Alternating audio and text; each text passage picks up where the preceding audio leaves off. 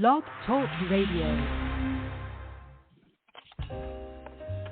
Live from Washington, D.C., it's Quintessential Listening, Poetry Online Radio. QLPOR, as it's widely known, features a bevy of poets, spoken word artists, and live poetry readings with best-selling authors. Your host is Dr. Michael Anthony Ingram. Good evening, everyone. I am Michael Anthony Ingram, and my guest tonight is LaToiya Whipple. Her new book is Broken, Crushed, Shattered, Mended, Healed, How to Survive a Broken Heart. Hello, LaToiya. Welcome to the program. Hi, Dr. Ingram. Thank you for allowing me to share the mic with you on tonight. Such a distinguished host as yourself. Well, I appreciate that, LaToiya. Yes, sir. We're going to have fun tonight as we talk about the art and craft of poetry, what it means to you, what it means to the world, just what it means in general. Well, let's begin this poetic journey together. What I'd like you to do is to tell me, what is poetry? Well, Dr. Ingram, I would like to first share the theoretical definition of poetry, followed by my practical definition of poetry.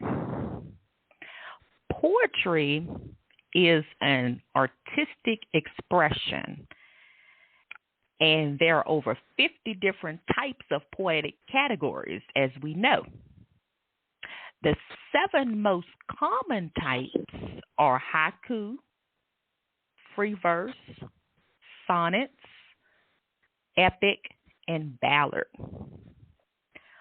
Poetry has been around approximately since the 13th century. Origin of poetry is a word of Greek origin. It comes from a verb which means to make or to create. However, my personal definition of poetry would be poetry is the lyrics of our hearts that connect us to the shared trait of humanity. Poetry is the pulse that civilizes us, no matter our culture or socioeconomic backgrounds. That's what poetry is to me. Wow. I'd like you to share your definition again, your personal definition. Okay, sure, absolutely. Poetry is the lyrics of our hearts that connect us to the shared trait of humanity. Poetry is the pulse that civilizes us, no matter our culture or socioeconomic backgrounds. Wow. I like that so much. I love the words, especially when you said lyrics, pulse, shared traits of humanity. Talk a little bit more about this pulse that civilizes us. That was extremely powerful. Thank you, sir. Well, how I look at that as the pulse that civilizes us, there are so many different variables that make us all different, whether we're from the East Coast, whether we're from the West Coast, whether we are from any of the over 300 countries that exist in the world. So that's what I mean when I say poetry is the pulse that connects us as a shared trait of humanity. We all have a pulse, no matter our differences of diverseness. Oh, very nice, very nice. So with all that you know, all that you've experienced, why is poetry important? Poetry is important because it allows us to find our untold stories wrapped in the essence of the stanzas of someone's story. That we are able to find that we have a common denominator of being able to relate to someone else's journey. Oh, again, that was explained expertly.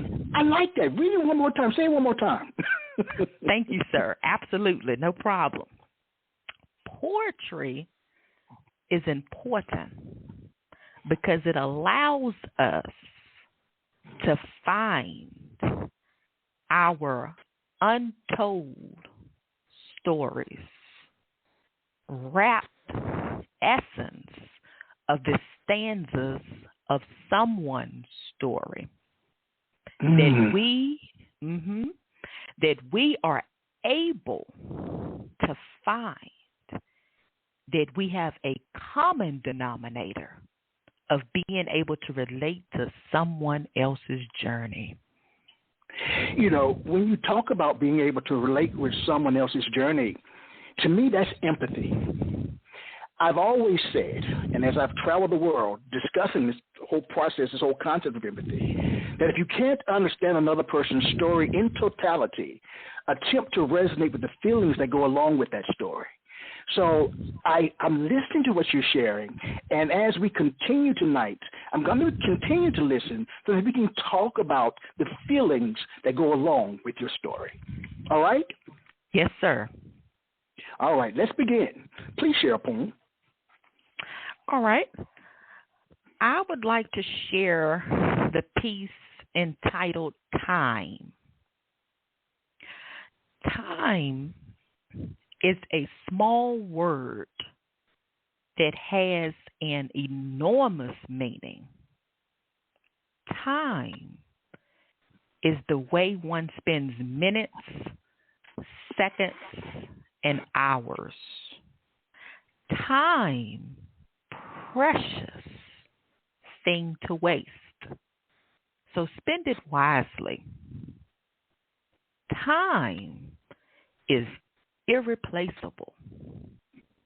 Time will go on with you or without you. There are 1,440 minutes in a day. There are 86,400 seconds in a day. There are 24 hours in a day. How does one spend time? Wastefully or usefully? Time keeps on ticking. It is not something one can stop clicking. Peace. Wow.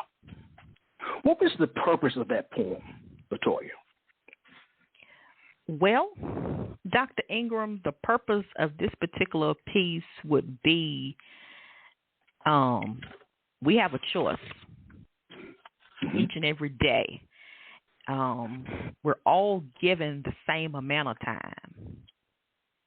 But how we spend it, whether we spend it productively or unproductively, is the genesis of this particular piece. All right. So when you think about writing poetry, how much time do you spend working on it, writing it, thinking about it? Well, it varies. Depends on the moment, the life experience that I am dealing with, up against, and trying to navigate through. It could be a few minutes, or it could be a few hours, depending on the length of the poem, whether it's 2 or 3 pages or one line. So it just depends. It varies. All right. As you think about your body of work, what are some of the predominant themes that you write about? The predominant themes of my work is a story of being resilient, sharing wisdom from my wounds obtained from life's obstacles, inductive observations of life, the concepts, precepts, and perspectives of life's daily operations as we navigate in our personal and professional lives as challenges arrive. Other predominant themes of my work have a particular interest in endurance, strength when faced with adversity and challenges of this world. So for you, resilience is extremely important. Am I correct? Yes, sir. Being able to bounce back. So as you think about resilience and bouncing back, how do you shape your poetry around those two topics? If that makes sense. I shape my poetry around resilience by introspection of looking at the resume of my life and the obstacles that I have overcome gives me strength to know that I can be resilient even in the present or presence of the challenge at hand. All right. I like that. The resume of my life. That sounds like a poem in itself. Thank you, sir. You've written a book. Broken, crushed, shattered, mended, healed, how to survive a broken heart. What? I may know this already, just listening to reading the title. What inspired your book? Well, what inspired my book would be 36 years of age at the moment. All right. So what inspired my book would be the different intervals, the different phases of life's ups and downs and life's challenges that initiated me being broken in certain phases and intervals in my life, as well as being crushed, shattered, mended, and healed in different phases and intervals of my life that ultimately developed into how to survive a broken heart throughout the years. Now, when you think about a poem, is it letting your wall down or building a wall? Both, depending on the specific poem at hand. Both of those happen and interchangeably. Give me more. Give me more. Tell me more. Okay. Well, as we know, poetry would be letting down a wall because poetry is very transparent. But building up a wall because poetry also provides courage and strength to the writer as well as to the readers and listeners. So that's why I said interchangeably. Oh, very nice. Very nice. So I want to know, how does a poem begin for you? With an idea, a form, or an image? Well, Dr. Ingram, a poem actually begins with me based on an emotion that I construct into an idea and translate it to paper. You need to say that one more time. I've never heard that before. Okay. It begins with an emotion. Now, that really struck me. Tell me more about that. That was incredible. Okay. All right. Well, what I mean by that, Dr. Ingram, when I say a poem actually begins with me, based on an emotion that I construct into an idea and translate it to paper. What I mean by that, beginning as an emotion, is good, bad, or indifferent type of emotion. So based upon that as being the genesis, then introspection comes in, and that's how the introspection is the idea, and then that's how I translate it into paper, and then to electronic device later. Oh, very nice. All right, please share a poem. All right. Please share a poem. Okay. All right. Well, I would like to share the piece entitled "Life is a Stage." Life is a stage. We all are rehearsing for a role we hope to obtain, the star role. Academy honors. One day, life is a stage. We all are dressing up daily for a role we have no script for. Life is a stage. We are dressing up as heroes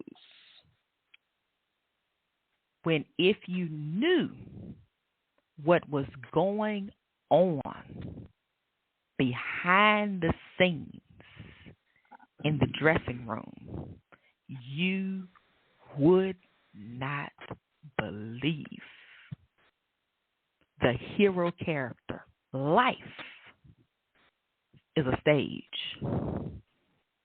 Can the producer see the coward behind the hero? Life is a stage.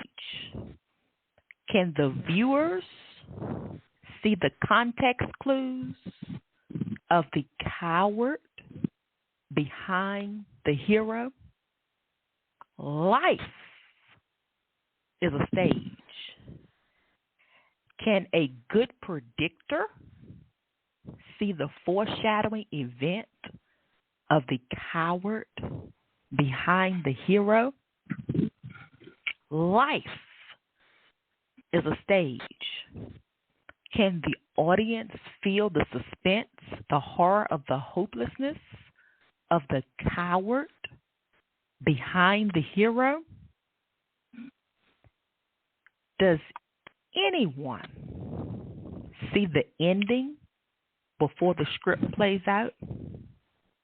No.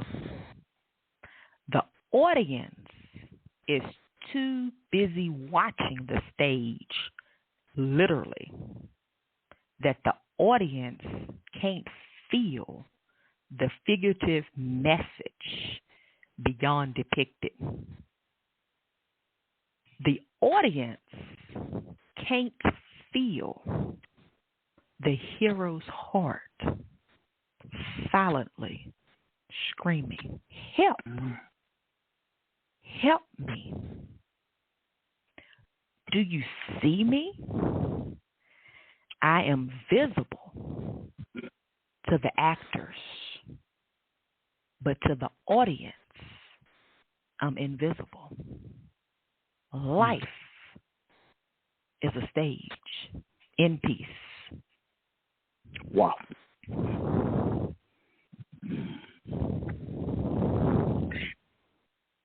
You know, Ms. Whipple, when I listen to you share your work, and we've only 2 poems in, there's a strength in your voice.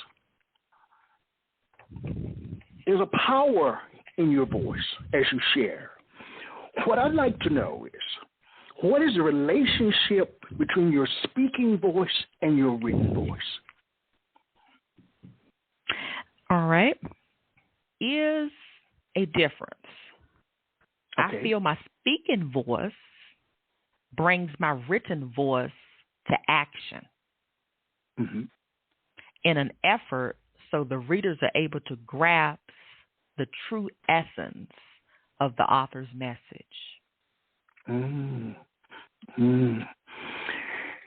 We share that. We could be twins. I believe that if you write a poem, you should live it. You should breathe it. That's always been important to me, so I can understand what you're sharing. Please share another poem. To back it up with share again, please share another poem.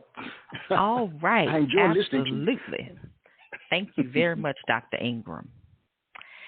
This particular piece I will share is entitled Gone But Not Forgotten. Gone but not forgotten. I will never the sense of joy you created in my inner being. Gone, but not forgotten. I will never forget the sense of fulfillment you created inside me. Gone, but not forgotten. I will forever cherish our moments that united us. Gone, but not forgotten. I will forever smile when I think of you. Gone, but not forgotten. Thank you for showing me how it feels be valued. Gone, but not forgotten. Thank you for showing me how it feels to be desired. Gone, but not forgotten. In peace. Now, this is going to sound out of left field, but you remind me, your voice listening to you, of Aretha Franklin. Just the power. Really? Yes, just the way that you pronounce your words, just the feeling that's involved. Back in her early days. Wow, it's just incredible. Just incredible. Thank you, sir. I'm enjoying just listening to you emote. Again, the way that you share, it's just wonderful. It really is. Thank you for your kind response. Thank you, sir. Yes. All great writers, LaToiya, have great writing influences. Who are some of yours, and what makes them great in your eyes? Well, Dr. Maya Angelou would be great in my eyes. And the reason being, just a few quick facts about Dr. Maya Angelou is the reason why she's great in my eyes would be she spent about 5 years in silence. She wrote 36 books, and she recited poems at President Clinton's inauguration. Dr. Maya Angelou, I respect her work and love her literary collection, even though she's no longer with us, as we know. Often known as sharing her gift of words, which connects all people who are committed to raising the moral standards of living in the United States. All right. So that's there, why LaToiya? Yes, sir. What happened? You kind of dipped out, so I didn't hear the last piece of what you shared. Something happened with the mic. So please, okay. Yes, please share that My little apologies. piece again. That's no problem. Okay. Dr. Maya Angelou, I respect her work, her literary collection, because she's often known as sharing her gift of words, which connects all people who are committed to raising the moral standards of living in the United States. That's why she stands out in my eyes. All right. Is there anyone else? No, she holds the platform. All right. The only one. You know, so if you had to choose a poetic mentor, it sounds like she would be the one. Yes, definitely. You know, when you think about writing poetry, you're going to take a little side turn here. We're going to look or imagine that a poem is like a cake, all right? So what I want to know from you is, what are some of the prevalent ingredients that go into the concoction we call a poem? If it's like a cake, how do we construct it? How do we put it together? How do we mix it? Okay. Well, Dr. Ingram, I would mix three things, and I would mix perspective, experience, and a life applicable lesson. And what I mean by that, when I say perspective, there are over 300 some odd countries in the world. So we have different time zones, different continents, over 7 continents.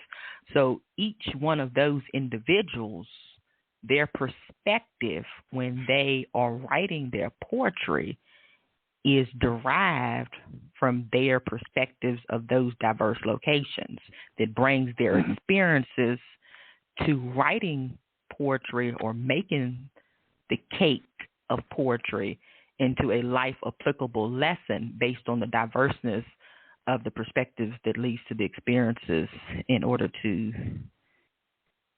gather the essence of poetry. Wow. Let's go back for a moment. In your life, what was an early experience where you learned that poetic language had power? Well, I would have to go back to the 9th grade when my English teacher gave us a class assignment to construct poetry booklet of over 30 poems. And that is when I came to the realization that poetry has power. So it was around about the 9th grade. So what did you realize? What did you see? Was it a poem that you'd written? I guess it sounds like it was. What was that aha moment about poetry, you believe? The aha moment about poetry would have been that I was able to determine that poetry was my release, that I was able to release my emotions, good, bad, or indifferent. So that's how I was able to determine that poetry had power. I was introduced to that in the 9th grade. Wow. You know, LaToiya, I really love the way that you explain things. It's so clear and succinct. Oh, it's wonderful. It's wonderful. Thank you, sir. Let's take a brief break and we'll be right back. All right. Sure, absolutely. All right.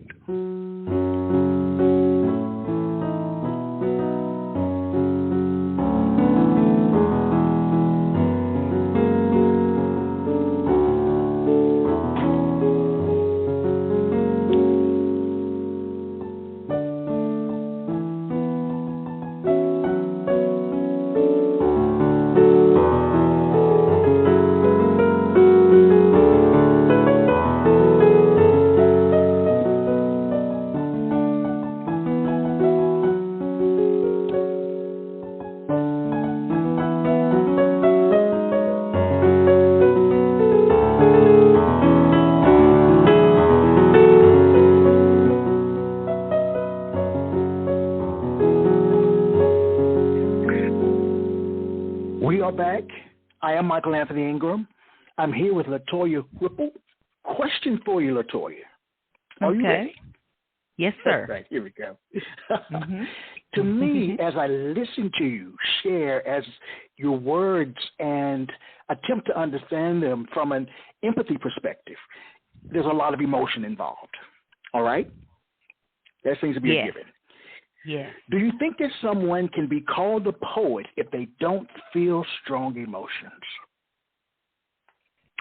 I would say yes, Dr. Ingram, and I would say yes to that because I feel that we all have emotions. Now, with that being said, it's on different scales for each individual. Some people's emotion is more transparent. Some people's emotions are more internalized, whereas some people's emotions are more externalized. So, in those internal and external emotions are reactions to behaviors in response to interacting with other individuals. So when you put that on paper, sometimes the emotions may be abstract, but I think we all have emotions. All so right. Yes, they would be able to do that. Okay. You know, some poets claim that a poem is like a living creature.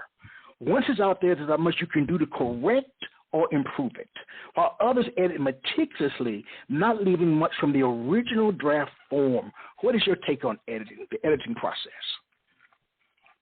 Well, I would concur with you 1,000%. Once it's out there, there's not too much editing you can do in that particular moment, but the next time you present it, then there's always time to make edits as the individual see fit.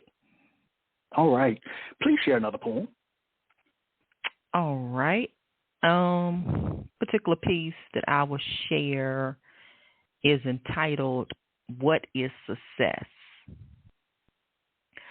Success is overcoming a past obstacle. Success is a daily decision to manage your present strategically in order to stabilize your future. Success is predicated on lengths of gradual improvements.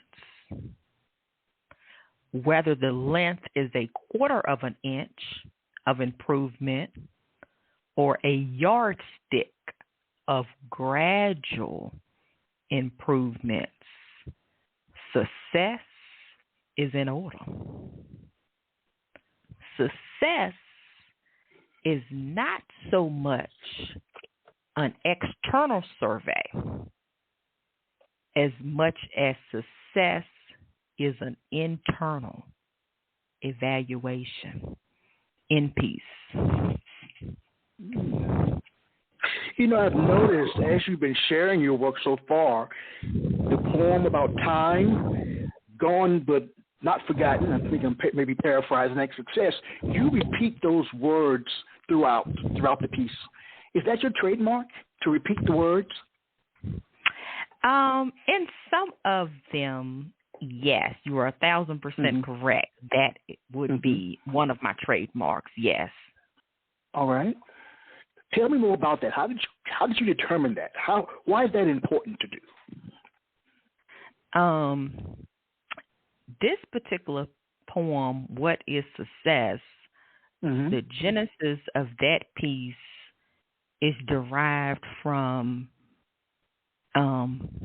introspection. It's more so important to introspect yourself on a daily basis as more important than worrying about the public eye of external through social media and other various platforms. So that is the genesis of how that piece was constructed. All right. I guess I was thinking that what you attempt to do when you share one word throughout the poem is that you want to bring emphasis to the power of that word. Because when you share it, like I said again, it's so strong that it stays with you. Thank you. That is definitely also a point that I do attempt to make. So you're absolutely correct in that synopsis and an analysis as well. Yes. Mm-hmm. All right. You see, I'm listening. Yes, I see you deeply listening. I'm listening. All right. LaToiya, do you think that you were meant to be a poet? I want to know. Do you think that you were meant to be a poet, and why? I think it was an innate trait, yes, from the beginning of my foundation. And the answer why, because my poetry it's me. It's my history. It's my past. It's my future. So yes, I was meant to be a poet. I feel. Mm-hmm. So, what have you learned about yourself being a poet? And maybe, if not that question, what has surprised you about being a poet? What surprised me about being a poet, Dr. Ingram, would be the realization of sharing my work with others to see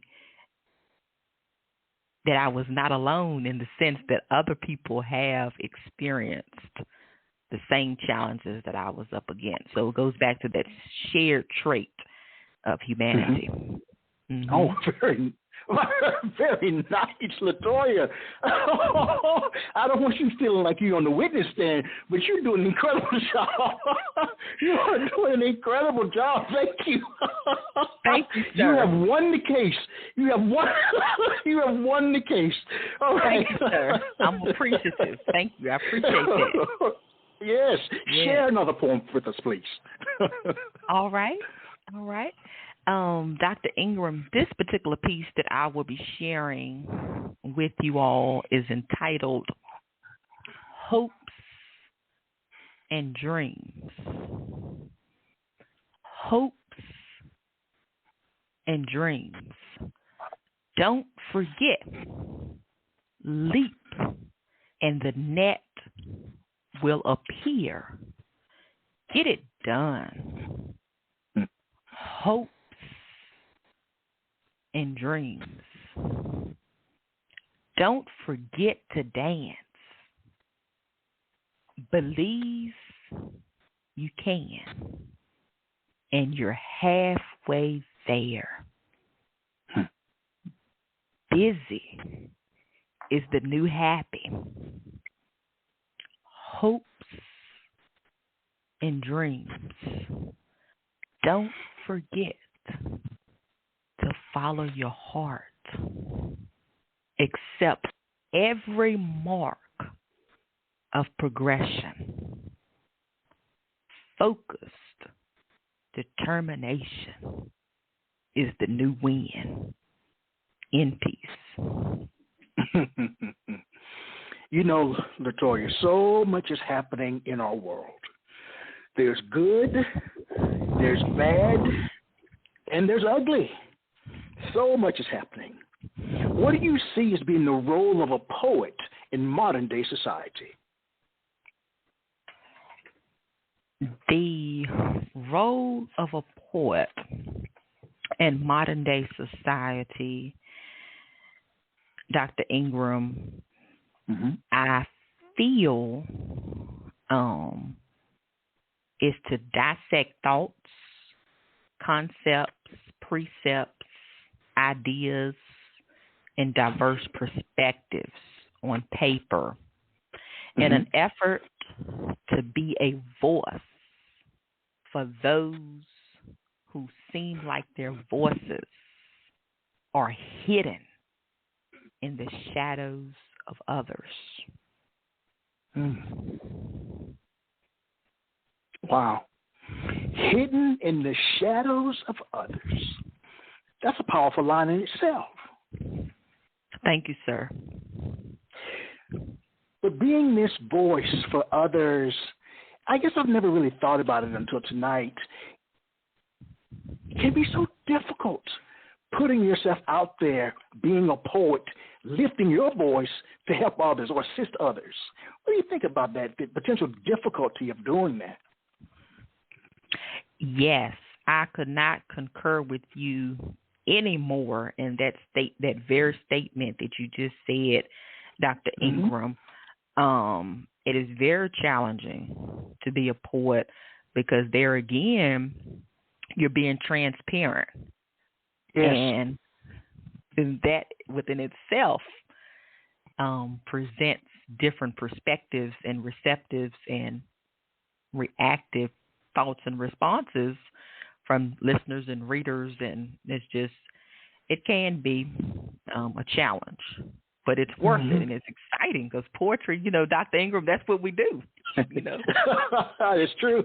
That's what we do. LaToiya, yes. what are you trying to communicate with your art? I am trying to communicate with my art that resilience, anyone can bounce back from life's ups and downs, is the message that I would like to be received. Please share another poem. Okay. This particular piece that I will share will be Some Things. Some things are yes. Some things are no. Some things are wishful. Some things are okay. Some things are exclamation marks. Some things are periods. Some things are commas. Some things are questionable. Some things are wow moments. Some things are requests to do action. Some things are caution signs. Some things are slippery slopes. In peace. Some things are slippery slopes. Please share another. I want to hear another. All right. This particular piece that I will share is entitled Shoelaces. Shoelaces are the inanimate object that represent the imprints of our journey. Shoelaces reveal where we have gone and where we are going. Shoelaces reveal where we want to go. And sometimes it reveals places we wish we had not gone.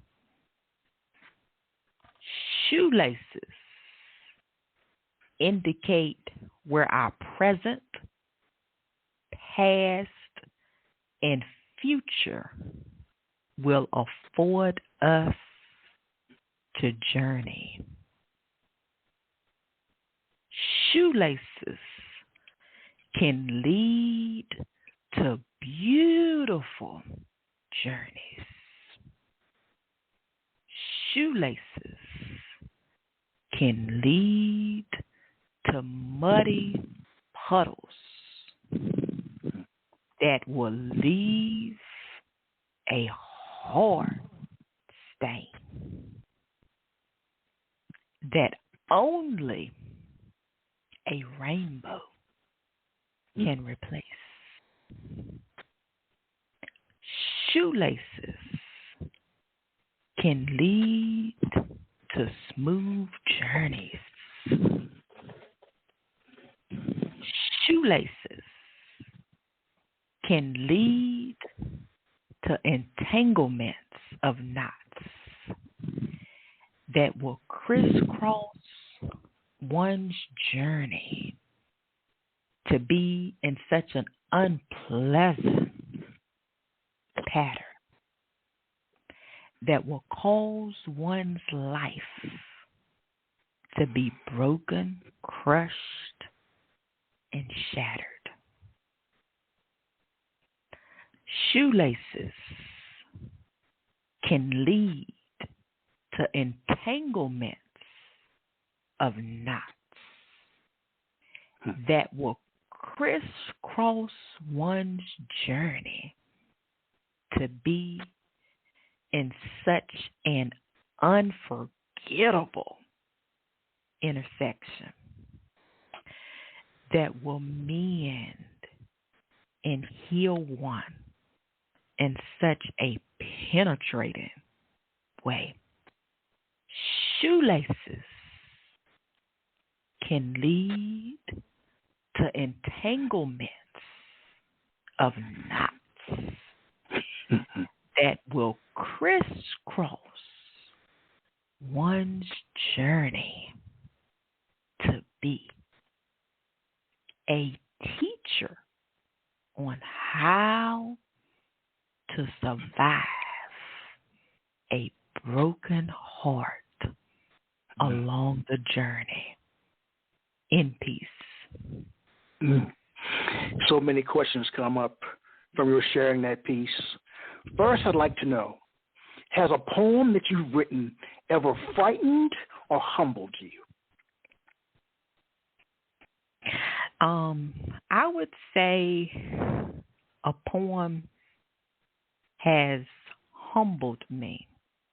Tell me more. And, okay, I say that it has humbled me, Dr. Ingram, because once I look back at reading this book that I have written, just to look back at all of the life's ups and downs and challenges, and just to look back and say, wow, it is just a miracle that I was able to overcome through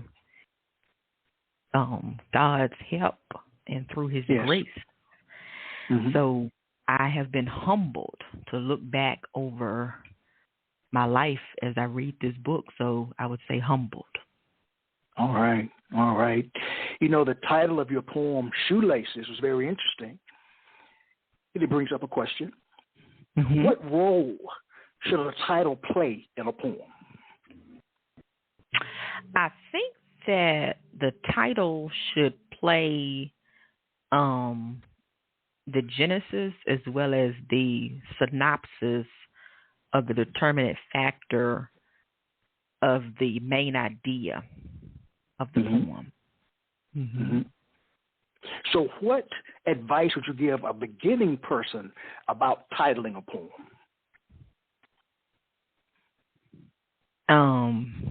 I would say to take a look to see if your title would sum up the stanzas of the particular poem that the poet has written at that time.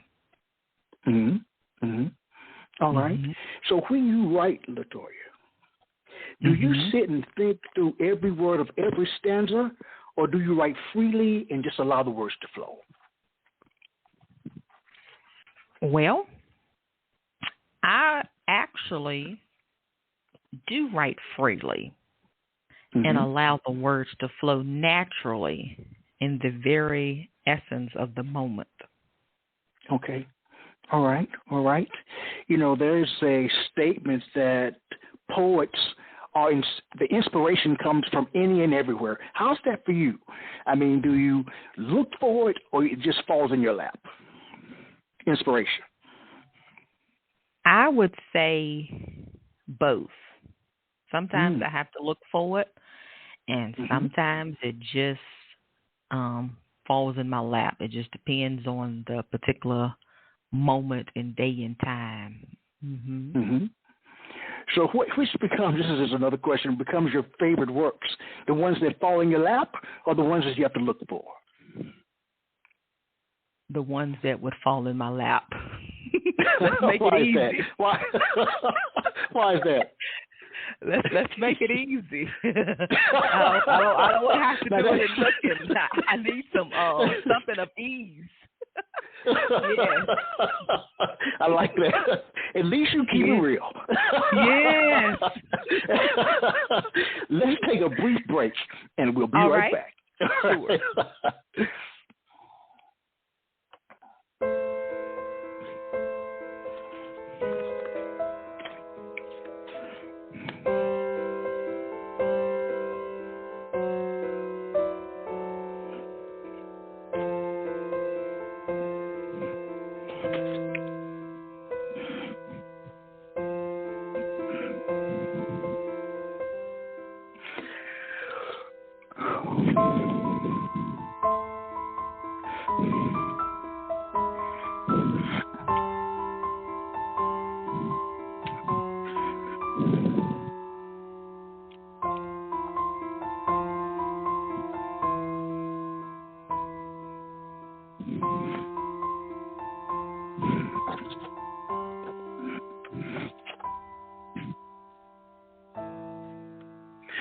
We are back. I'm here with LaToiya Whipple. LaToiya. Yes. Your book, Broken, Crushed, Shattered, Mended, Healed, How to Survive a Broken Heart. If you had to talk to a friend or colleague and convince, in quotes, them to read the book, what would you say? I would say that if you are looking for inspiration, if you're looking for motivation, then this would be a book that you would definitely want to choose to be motivated. All right. What I'd like to know from you, too, is that if you were a poet, I want you to really open up here. If you were a poet during a different era, where would you have wanted to exist? The Renaissance. During the Renaissance Tell me period. More. I haven't heard that one before. Tell me more. Okay. All right. Well, I would say during the Renaissance period, because when we look at the Renaissance period, that deals with rebirth. So I like to consider myself being a traditional person with new style trends. So that's why I would feel that I would be most receptive to going into the Renaissance as being innovative type thing. All right, very nice, very nice. I like that. As you think about poetry too, so often poetry can be so convoluted that people can't understand it. Some people, not all. My question to you is, how hard should you work at a poem to solve it in terms of reading it? How hard should you have to work? Well, sometimes I think some of the best pieces can be abstract. Sometimes we don't need everything to be plain black and white. Sometimes we need gray areas to leave a little mystery for the reader. Yes. Oh, very nice. I like that because I learned years ago from someone that things are not always, as you just said, black and white, that it oftentimes we live in the gray. And it can be confusing and a lot of anxiety living in the gray, but that's where we exist. It's not always at the two ends. It's in the middle. Yes. Share another poem. All right. This particular piece is entitled Rethinking Strategy. If one's life is not producing the expected results, perhaps one should consider what areas in one's life one needs to either stop allowing randomness and start making dutiful inquiries on how to design productivity. If one's life is not ushering the desired outcomes, then perhaps one should examine effects of intervention, analyze the contemporary problem, and rethink strategy based on the determinant factors.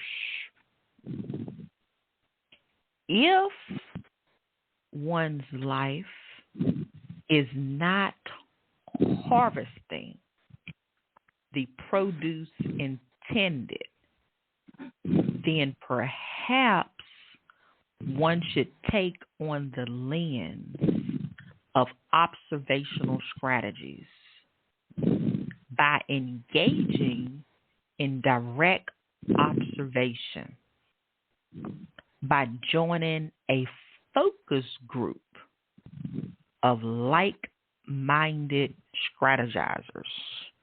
In peace. Right. What I'd like to know is, how has your idea of poetry changed since you began writing? My idea of poetry has changed over the years, based on the different times that we live in. I think that the pandemic has presented a time of change for everyone to look at things a little bit differently. So true. That has been my same perspective with poetry. Writers and poets write for a myriad of reasons, and we know that. Some write primarily to speak a message to their audience, while others write because to stay silent is not an option. LaToiya, why do you write? I had been silent for so many years. So I feel that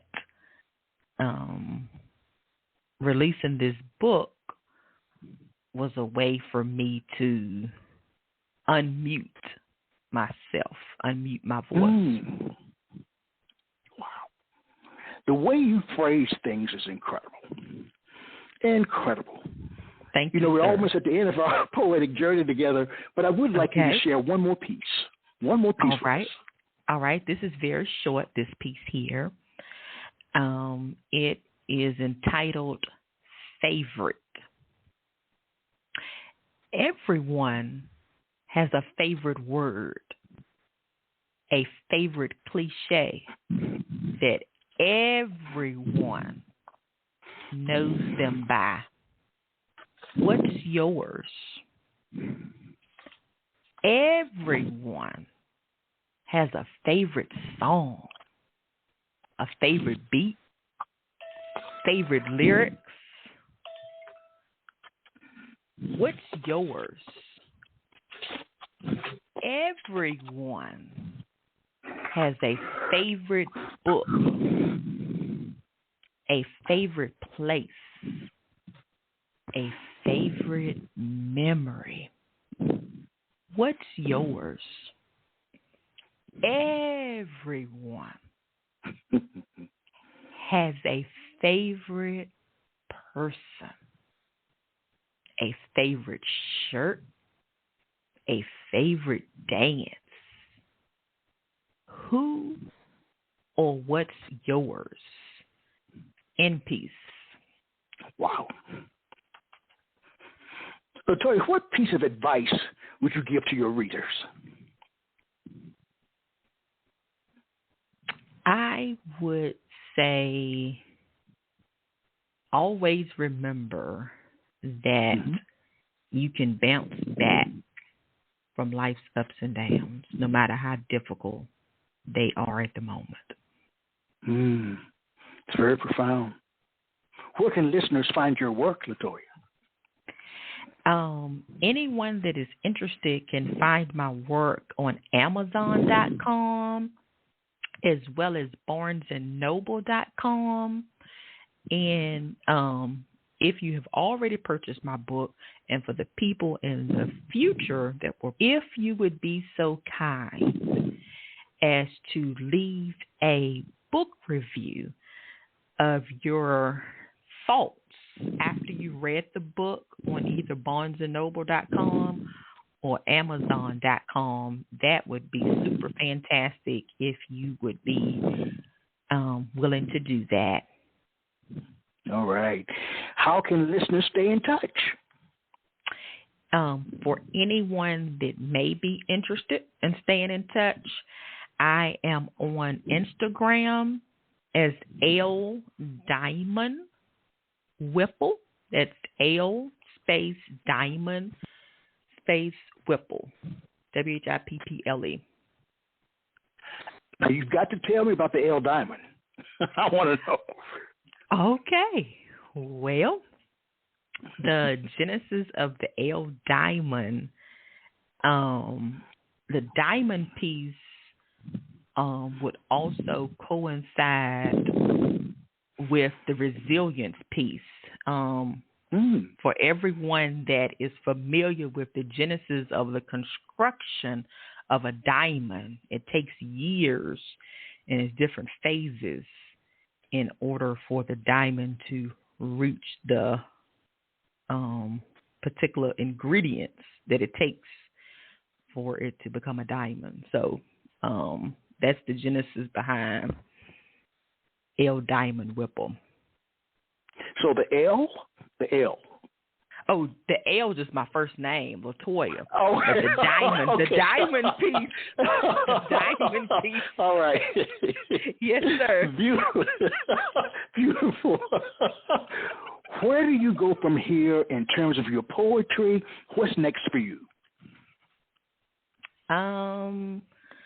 I would say what's next for me is hopefully I would like to share my work with all listeners in hopes that they will pay it forward and purchase a copy of my book, and that they would give it as a gift to everyone that they know, and that the cycle will continue until every person in the world has their own personal copy. Wow. I hope so, too. I want to thank you for joining me tonight. I feel you're an incredible human being, and I thoroughly enjoyed listening to your work, listening to the strength that you give to your work. I want to thank you. I just want to thank you, and I wish you nothing but the best. Likewise, sir. Thank you so much for having me on tonight. It was an absolute delight. All right. That makes me happy. All right, yes, then, sir. Good people. I want to thank all of you for tuning in. We always have a good time on this show. And remember my famous statement now. Let poetry ring somewhere throughout the land. Good night, everybody. Take care. Quintessential Listening, Poetry Online Radio, is available on iTunes, Spotify, SoundCloud, and Stitcher. You can also check out the website at QLPOR.com.